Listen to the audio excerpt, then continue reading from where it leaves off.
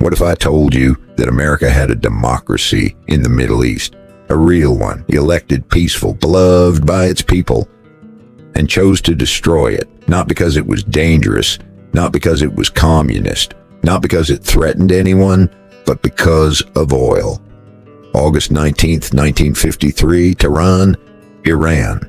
A man sits in his home surrounded by soldiers who have come to arrest him. He's 71 years old. He has done nothing wrong by any measure of law or justice. He was elected by his people. He served his country. He tried to give Iran something it had never had: control over its own land, its own resources, its own future. His name is Mohammad Mosaddegh, and today is the day the CIA removes him from power. This is not just the story of a coup. This is the story of how one secret operation conducted in the basements of Washington and London lit a fire that burned for 70 years, a fire that is still burning today in the rubble of the 2026 Iran war. The official story says Iran became America's enemy because of the 1979 revolution, because of the hostages, because of the Ayatollahs. But that story starts too late. The real story starts here, in 1953, in a decision so ruthless, so calculated, and so catastrophically wrong that the men who made it could never bring themselves to admit what they had done, until finally, 60 years later, they did. But before we go further, subscribe to Just History TV so you never miss the stories history forgot to tell you. Leave a comment and tell us, do you think Iran and America could ever have been allies? Now let us begin. Imagine Tehran in 1951. The city is alive. Cafes line the boulevards. Students debate politics in university courtyards. Newspapers print whatever they want. Parliament meets and argues and votes. It is loud, it is messy, and it is free. Iran is not a perfect democracy, but it is a real one. And at its center stands a man unlike anyone the Middle East has ever produced. Mohammad Mosaddegh is 70 years old, educated in Paris and Switzerland, and completely, utterly devoted to one idea: that Iran should belong to Iranians, not to the British, not to the Americans, not to any empire that had spent the last century treating his country like a resource to be extracted and a population to be managed. And the resource they were extracting was enormous. Since 1908, beneath the soil of Iran, there had been oil, oceans of it, more than almost anywhere else on earth. And since 1908, that oil had belonged not to Iran, but to a British company called the Anglo-Iranian Oil Company. The AIOC, the deal was simple and brutal. Iran provided the land, the workers, and the oil. Britain took the profits. Iran received a royalty so small it was almost an insult. In 1950 alone, the AIOC made more profit from Iranian oil than the Iranian government received in total revenue from every source combined. Can you imagine what that feels like? To watch the wealth of your country flow out through a pipe you do not own, onto ships you do not control. And in March 1951, he did something that no one in the world expected. He nationalized the oil. The Iranian parliament voted unanimously. The oil beneath Iranian soil would belong to Iran. The AIOC was finished. Its refineries, its pipelines, its tankers, all of it handed back to the Iranian people. The crowds in Tehran went wild. People danced in the streets. Mosaddegh was not just a politician anymore. He was a symbol. The man who stood up to the empire and won. But here's the part no one tells you. The British did not accept this quietly. They had no intention of accepting it at all. The protagonist, Mohammad Mosaddegh, is not a simple man to understand. He's not a revolutionary. He does not want to burn anything down. He does not hate the West. He studied in the West. He believes in Western ideas, democracy, rule of law, individual rights. He simply believes those ideas should apply to Iran too. What he wants more than anything in the world is sovereignty, the right of a nation to own itself. What makes him different from every leader around him is that he's not afraid. Not of the British, not of the Americans, not of the Shah, the young and weak king who sits on the peacock throne and worries about his own survival. Mosaddegh looks at power and does not flinch. What he's willing to do that others refuse is to say the obvious truth out loud. That Iran's oil belongs to Iran, that no foreign company has the right to take 90% of the profits from the soil of a sovereign nation, that a deal signed under duress, under occupation, under the shadow of foreign soldiers is not a deal at all. His calculation is not cold, it is moral, and that is precisely what makes him dangerous to the people who are about to come for him, because the British and Americans do not deal in morality, they deal in power. And Mosaddegh, for all his brilliance, is about to discover that power does not negotiate with principle. Can you imagine being that man, standing in front of the entire world saying, this is right, this is just, this is legal, and watching the most powerful nations on earth decide that none of that matters? Mosaddegh nationalizes the oil in March 1951. By April 1951, he is the most popular leader in Iran. By the end of 1951, Britain has organized a global blockade of Iranian oil. No country will buy it, no tanker will carry it, the refineries sit idle, the economy begins to bleed. And in Washington, two brothers are having a very important conversation. John Foster Dulles is the Secretary of State of the United States. His brother Allen Dulles is the director of the CIA. Between them, these two men control the foreign policy of the most powerful country on earth. They look at Iran and they see one thing: oil. Strategic location, a border with the Soviet Union, and a man in charge who they cannot control. The British come to them with a simple argument: Mosaddegh is weak, his government is crumbling under the economic blockade. The Communist Two-Day Party is growing in Iran. If Mosaddegh falls the wrong way, falls toward Moscow instead of Washington, the Soviets will have access to Iranian oil and a border position that threatens the entire Middle East. It is 1953. The Cold War is at its most terrifying. Korea has just ended. Stalin recently died. The world feels like it is balanced on a knife's edge. The Dulles brothers listen to the British argument. They had their own calculation. American oil companies want access to Iranian oil too. The AIOC monopoly that Mosaddegh destroyed. Why should it be replaced by an Iranian national company? Why not replace it with a consortium that includes American firms? The decision is made somewhere between the cocktail hour conversations and the classified briefings. Mosaddegh must go, but here's the problem. Mosaddegh is elected. He has an 80% approval rating.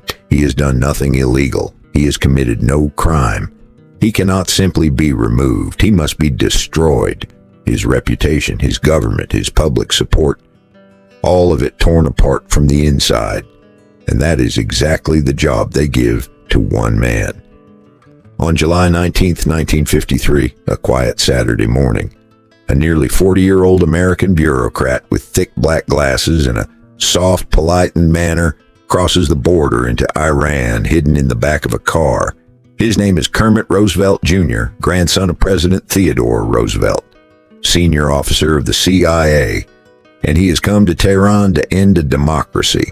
The twist here is where the story gets truly strange, because what Kermit Roosevelt does in Tehran over the next 30 days is not warfare. It is not politics. It is something else entirely, something that has no clean name. He has a budget of approximately $1 million. In 1953 money, in Tehran money, it is an almost unimaginable sum, and he spends it buying Iran's soul piece by piece. Newspaper editors receive envelopes of cash. Within weeks, the press that once celebrated Mosaddegh is running stories calling him a communist, a Soviet agent, a traitor, a man who wants to destroy Islam. None of it is true. All of it is printed. Religious leaders receive payments. Clerics who had supported Mosaddegh begin preaching against him in mosques across Tehran. The man who nationalized Iran's oil for the Iranian people is now being called the enemy of God. Mob bosses from the poor slums of South Tehran are hired. Trained wrestlers and street fighters are paid to organize demonstrations.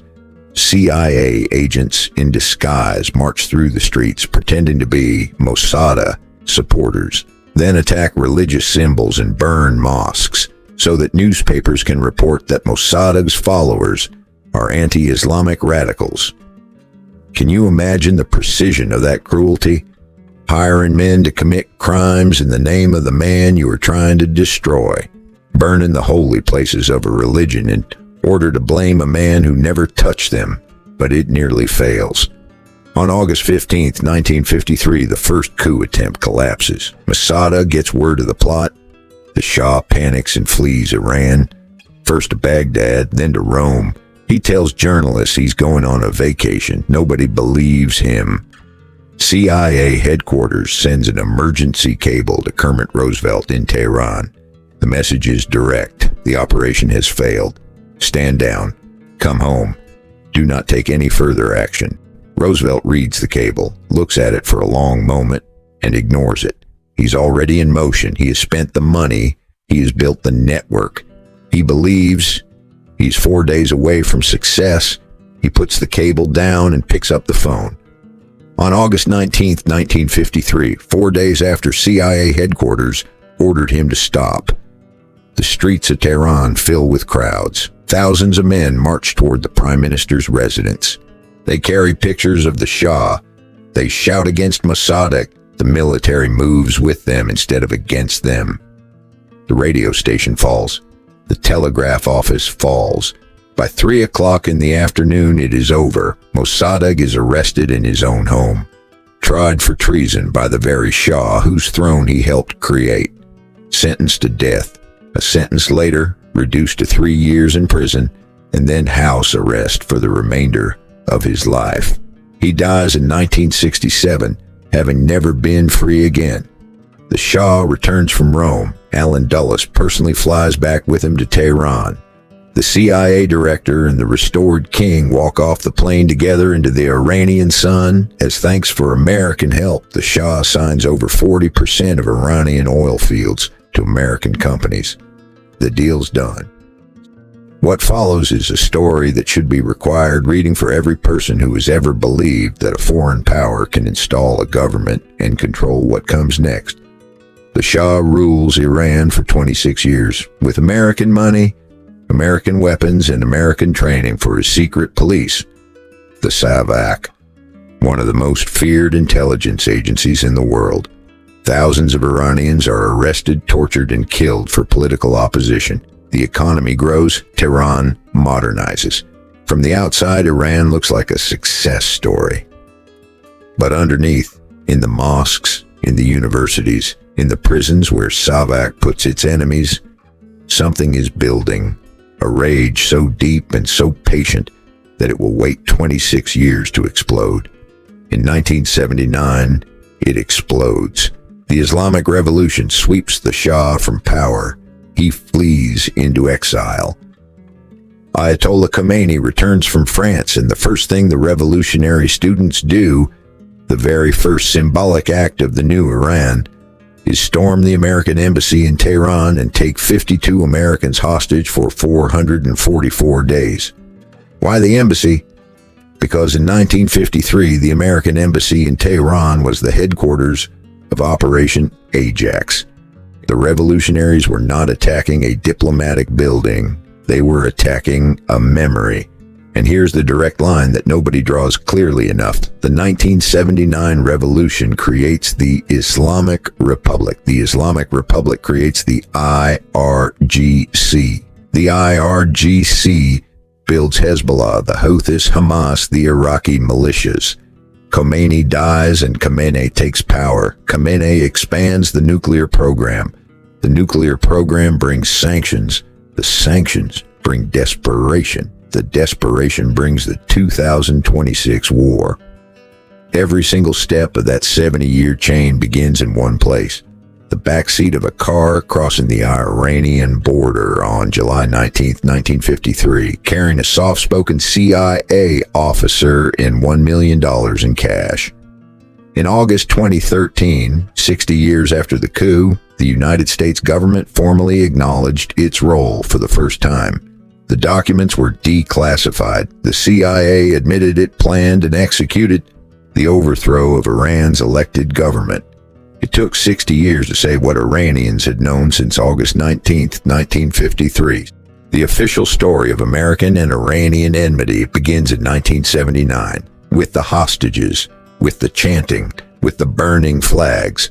But the real story begins in 1951, when a 70-year-old man in Tehran told the truth out loud, that Iranian oil belongs to Iran. And powerful men in Washington and London decided that truth was too expensive to allow. What happened in 1953 was not an accident of the Cold War. It was not a mistake made in fear. It was a calculated decision made by men who understood exactly what they were doing and did it anyway. They looked at a democracy, judged it inconvenient, and ended it. With cash, with propaganda, with hired crowds and forged newspapers, and a grandson of a president who ignored a direct order because he believed he was 4 days from winning. They won. For 26 years, they won. History does not forget what governments choose to classify. It simply waits. Every action taken in secret finds its consequence in public. Every democracy destroyed creates the extremism that replaces it. And every empire that reaches into another nation's soil and pulls out what it wants leaves behind something it can never calculate. The fury of a people who watched it happen and remembered every detail. America did not create an enemy in Iran in 1979. It created one in 1953. It just took 26 years for that enemy to have a name. If this video made you see history differently, subscribe to Just History TV and leave a comment telling us which hidden story you want us to uncover next. See you in the next video.